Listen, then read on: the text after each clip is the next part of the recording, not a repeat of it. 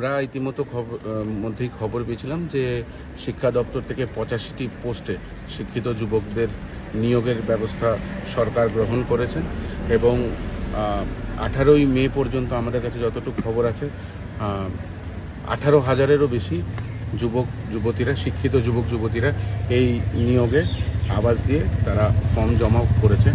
কিন্তু 2018-র যে নিয়োগ নীতি, সেই নিয়োগ নীতি অনুযায়ী যখনই এরকম টেকনিক্যাল পোস্টের জন্য ভ্যাকেন্সি অ্যাডভার্টাইজমেন্ট আসে, তার সাথেই ওএমআর শিটে পরীক্ষা হবে এবং সিলেবাসটা ঘোষণা করে দেওয়া হয়।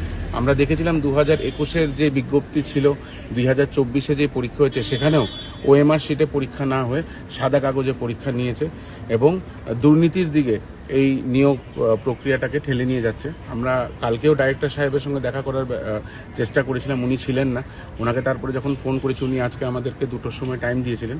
আমরা এসছি, ওনাকে বলেছি যে পরীক্ষা যাতে ওএমআর শিটেই হয় এবং এখন পর্যন্ত 25-26 তারিখ অক্টোবরের পরীক্ষা, এখন পর্যন্ত সিলেবাসটাও দেওয়া হয়নি। আমরা বলেছি অতি সত্বর যাতে এই পরীক্ষার ডেট চেঞ্জ করে সিলেবাস এবং ওএমআর শিটে পরীক্ষা হয়, সিলেবাসের সাথে যাতে আবার নতুন করে ডেট দেওয়া হয়। কারণ এইভাবে করেই এই যে ডেট দেওয়া হচ্ছে না, এই যে সিলেবাস দেওয়া হচ্ছে না, একটা বিভ্রান্ত সৃষ্টি করে আবার এই নিয়োগ প্রক্রিয়াটাকে দুর্নীতির দিকে ঠেলে নিয়ে যাচ্ছে এই সরকার এবং সরকারের সাথে যুক্ত এই স্বাস্থ্য দপ্তর। আমরা স্বাস্থ্য দপ্তরের ডাইরেক্টরকে বলেছি এবং আমরা দেখেছি যে ওরা ওএমআর শিটে পরীক্ষা নেবে বলে আমাদেরকে আশ্বস্ত করেছে। তৎসাথে আজকের মধ্যেই যাতে সিলেবাস ডিক্লেয়ার করে দেওয়া হয়, তার জন্য আমাদেরকে আশ্বাস দিয়েছিলেন।